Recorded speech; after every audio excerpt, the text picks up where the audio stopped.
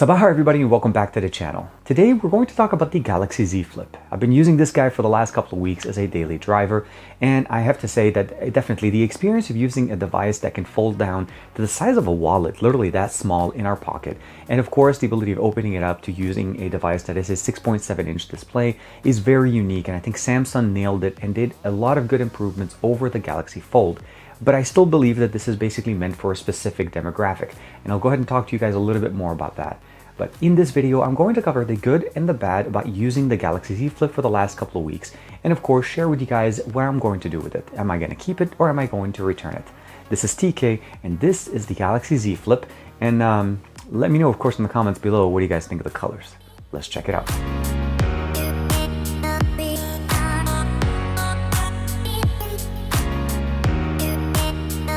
Like and subscribe, and make sure you hit that bell icon so that you're always notified whenever we have new videos on the channel.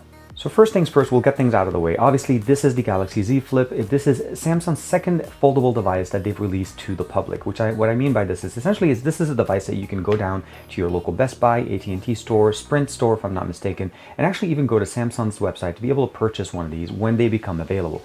They sold out actually quite quickly, mostly because most stores only got a few devices. They didn't actually have enough stock, anticipating basically the demand that will come for this device.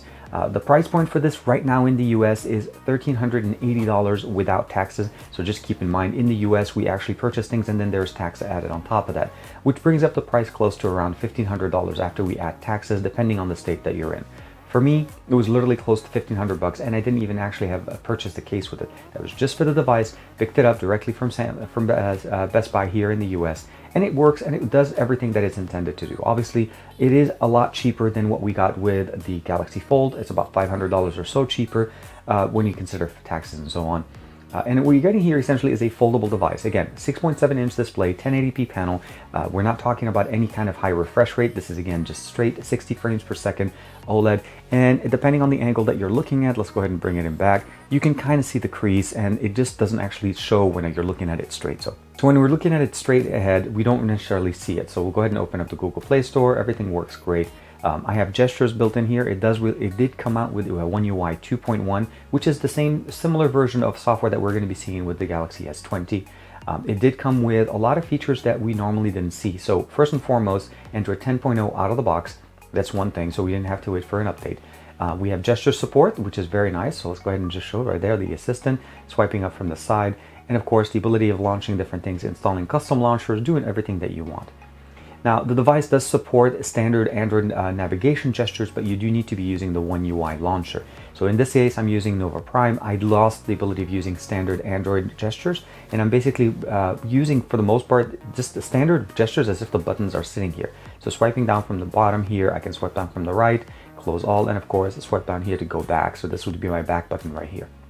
If we would use the standard launcher, the One UI launcher, we'll be able to use back on the sides, and then of course we're using the gestures in the corners to initiate the assistant. Not a big issue, but it's something to keep in mind in case you'd like to use custom launchers like I do with Nova Prime. So what we're getting here essentially is a 6.7-inch display, 1080p. We have a 10 megapixel sensor on the front, dual 12 megapixel sensors on the back, a standard focal length, and an ultra wide, and I'll show you guys some pictures with those, of course. And of course, the RAM here is 8 gigs of RAM with 128 gigs of internal storage, non-expandable. There is a different variant that would have 256, but in the US, we only have the black color and the purple color that's currently available, again, through most of the retailers. Amazon's starting to show it, but those are basically resellers right now. Once stock becomes more available, we should be able to see it for $1,380 in the US. The battery that we have here is a 3,300 milliamp battery that is supported with adaptive fast charging. And what I mean by this is the fast charging that we had prior to starting seeing the 25 watt chargers, the 40 watt and the 45 watt chargers that Samsung is putting out in the Galaxy S10, well, Note 10, and then of course the S20 line of devices. So it's going to charge fast, but it's not going to be as fast as some of the other devices. But then again, keep in mind the battery is a little bit smaller. We have a single firing speaker, one of the microphones, a USB-C, and an additional microphone at the bottom. We do not have stereo speakers on this, even though the earpiece is present up there. Again, single firing speaker, mono, and I'm not sure why we have that.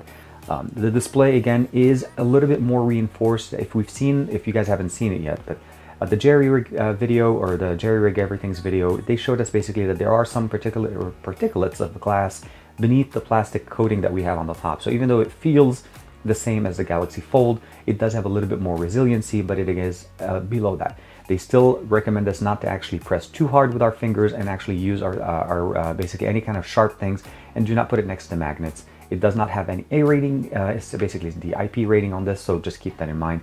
And it is a single SIM device, so no SD card and single SIM variant. And again, this is the black one. Volume rocker, power button, and fingerprint sensor work quite well, and then we have the antenna bands sitting here. And speaking of the antenna bands, let's go ahead and talk a little bit about the actual performance with connectivity. In general, I tested this device on 2 carriers. I used AT&T and I used T-Mobile in the US. This is not a 5G device, so we're using obviously LTE, so both of them were able to connect to 4G LTE. I was getting pretty decent speeds on both of them. Let's go ahead and show you guys real quick on the speed test that I did. And these speed tests were done on AT&T. So you can see here on LTE, I was actually able to rock in about 206 down. Sometime it was 77. And then of course, depending on the area, I was able to get into about 8. Connectivity was not an issue when I was in good signal. When I had good signal connectivity, I was doing great. But this is the weird part about this, and I don't know if some of the other users of this device have faced this issue. I've started facing connectivity issues when I'm actually on calls, depending on how the signal is, meaning losing quality of call. And I'm not sure if it has something to do with the actual device and the way the antennas are, but let me show you quickly a quick video that I shot. And yes, I did shoot this on my iPhone, mostly because I needed to show both of my main devices. So as you know, I use the McLaren edition. This is my OnePlus 7T McLaren edition on T-Mobile. Now this is a 5G device. And what I was trying to do basically a couple of days ago is I wanted to see basically the main performance difference between the two. And this was basically just how the Wi-Fi signal was working. Both of these devices were sitting in the same spot. Both of them were connected to Wi-Fi. And at this point, I'm talking about a 2.4 gigahertz Wi-Fi. You can see here, this is the 2.4 gigahertz variant. And I was able to snap this picture. It's just basically showing you how strong the Wi-Fi signal is. Same network, same connectivity, but we can see that there is issue. And the issue actually doesn't just stop there. So let's go ahead and switch over real quick here. So OnePlus 7T had no problem. It was solid, 100% signal, very, very nice. And that just to show you guys that I was in a very good coverage area.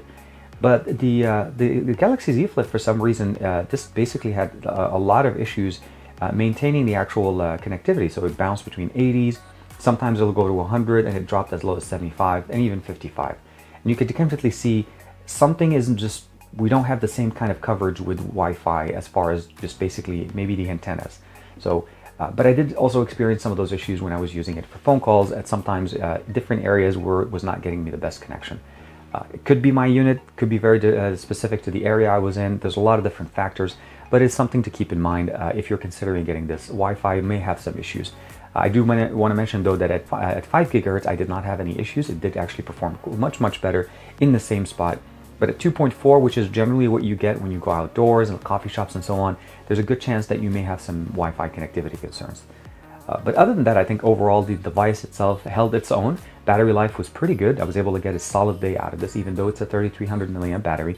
The UI itself did receive a couple of updates. We still don't have a lot of the same features that we could expect. Like in the camera app, we still don't have the Instagram mode, which is something that we don't have.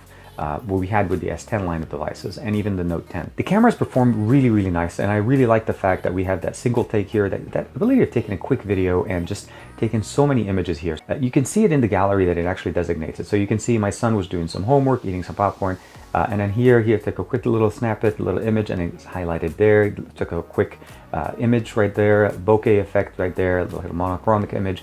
And all of these things were done by me just clicking it and just allowing it to take some pictures. And it did it quite well. I like it and it works really nice, and it's something that we should be able to see. Overall, I have to say the speaker performance was actually pretty good. It's not the loudest speaker that you can expect, but it definitely does work and it does perform well. It just mono, just keep that in mind. So we'll go ahead and play a quick song for you guys. Jack it up.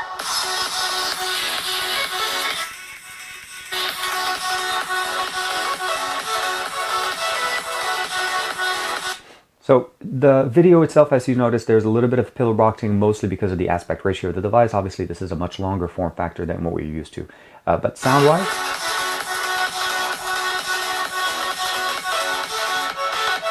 sounds good. The only thing about it is it's facing away from you. So if you're holding it in your hand, it works great. I did find it though that whenever I'm playing video games, let's say PUBG or even Fortnite on this, I did end up basically covering it with my thumb, with my index finger on the right. And it's mostly because of just how we're playing. So if you're playing games, I would recommend you using Bluetooth headsets. They do really work very nicely with this, especially the Galaxy Buds Plus. and I'll give you guys links to the videos that I've done there. My concerns with this device have not necessarily the aesthetics or even the functionality. The mechanism here is very nice, it's very solid.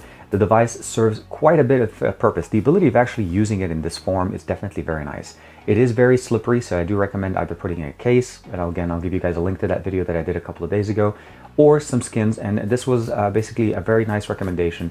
I do apologize for the color, but you can definitely let me know what you guys think about this. But the overall experience here just makes it less slippery when I'm using it in the hands. I prefer it this way mostly because I like to have it in the pocket without any cases, and it's easier to carry. It is the size of your wallet. It literally is that small. And what I mean by this essentially is that it's easy to forget that it's in your pocket.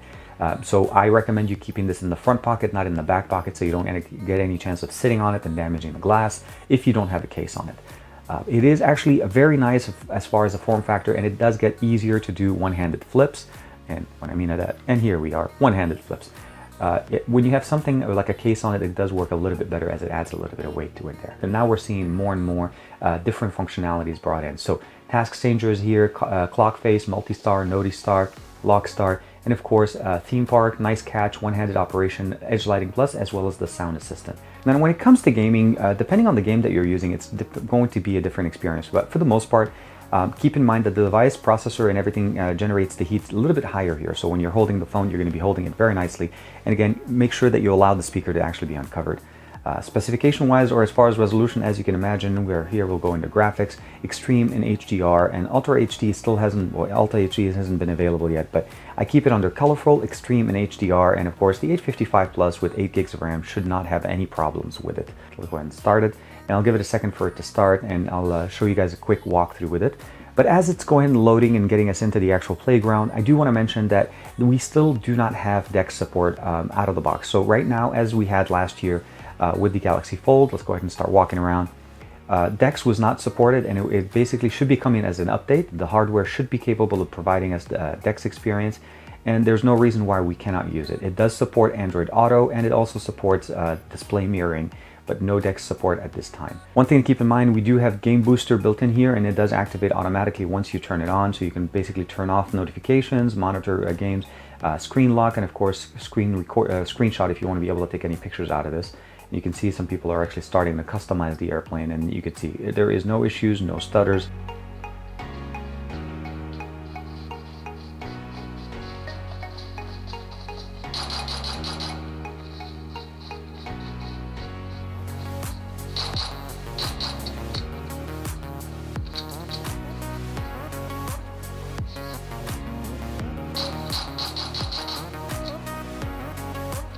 And there you go. I mean, the game itself, no issues, no stuttering, no problem, and everything looks just absolutely amazing. So the main benefit of the Snapdragon 855 Plus, specifically with the Samsung device, is the fact that we can record 4K 60 frames per second on both the front-facing sensor and the back-facing sensor. We haven't been able to do that with the 855.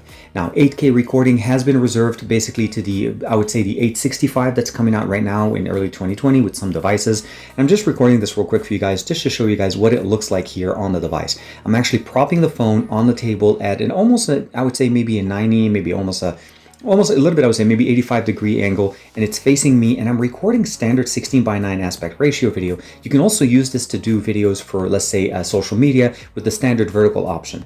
The horizontal option is also very, very nice, and you can customize that, although it's capped at 1080p. But the main thing about the 8K recording is obviously the 865 will have that at 24 frames per second, and that's going to be what's going to come out with the S20 line of devices. The Snapdragon 855 Plus was capable of recording 8K, but it was only at 15 frames per second, and I would say that wasn't really usable for anything other than like maybe big scenery.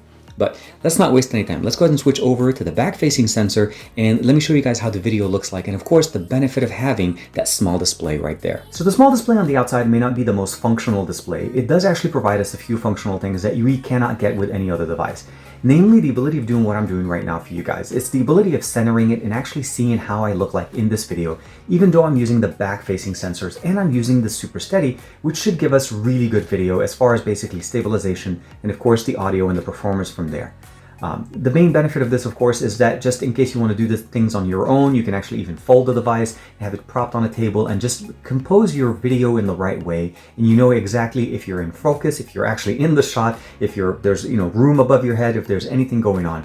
And of course, you can use both lenses, the standard and the wide-angle lens. So what are my thoughts about the Galaxy Z Flip? Is this something that you should consider getting? At this point in time, I would probably say you probably should get it if you're looking for something that works and something that is basically unique in 2020 from Samsung. The hardware that we're looking at here is obviously very nice. It definitely did get an improvement over what we saw originally with the Galaxy Fold. The mechanism or the hinge that we have here is a little bit harder to use, and that's mostly so that it actually can prop into the different positions as I showed you guys with the video just before this. If you're thinking about picking this up, keep in mind it's roughly around $1,500 and you need to be okay with the fact that it is running last year's processor. It's a very capable processor. It should be able to do everything that you want it to do, but it does not have 5G, and that's because of the processor that it's using. They chose to go with the 855 Plus without the X55 modem. We've seen it with other manufacturers like the OnePlus 7T Pro McLaren Edition, where they did actually put those two together, so we are able to get 5G on an 855. But again, the decision that they went with here, because of the form factor, the battery is a little bit smaller. I think personally for me, Wi-Fi, at least on 2.4 gigahertz, does have some concerns, and I'm not sure if that's something to do with the antennas, but it's something to keep that in mind. Otherwise, performance-wise, I think it really works very nicely. It is still a device that needs to be, I would say, handled with kids' gloves, mostly because you need to be careful with the display. You can technically scratch it, you can definitely damage it. There is an option that you can actually go to a Samsung service center and install a screen protector by Samsung for about 25 bucks if I'm not mistaken. And that will give you a little bit more protection. But again, at around that price, if you're looking for something that you want to be able to get that nostalgic feeling of flipping a phone open and closing it when you want to hang up, I think the Z Flip offers that and it does that really well. Gaming, enjoying music, content, everything works great. We have 256 gigs of internal storage. It is not expandable, but I think that's a really good amount of internal storage. And of course, we have 8 gigs of RAM. DeX will come out. It's just a matter of time. But for me, it was kind of a surprise that with everything coming out that generally comes out with DeX, they did the same thing they did with the Fold last year, where we didn't have that. This last part of the video, I'm doing this again handheld using the Z Flip, and I'm looking at that little display just to keep sure that I'm actually framed correctly. And again, let me know in the comments below. I think, like I said, the Z Flip is a great device. It does have a market. There is a specific group of people that will love having it and will definitely enjoy it. Make sure you get a case, get some kind of a skin. It is definitely slippery. But for me at this point, with what I'm trying to do, at least with the S20 Ultras, I'm probably going to end up having to return this device, and not because I don't like it, it's because the Galaxy S20 Ultra is so expensive. It starts at $1,399, and that's at the base model of the Ultra. So for me, I can't justify spending $1,500 on 2 different devices. And at some point or another, I may end up picking up the Z Flip again, maybe when the price drops a little bit, or maybe picking it up used on Swappa. I'll give you guys a link, obviously, to Swappa to check out all the used and great deals on devices that are second-hand, but definitely, I would say, gently used. Like and subscribe as usual. Thank you very much for the support. And again, let me know what you think of this brand new video for the Galaxy Z Flip.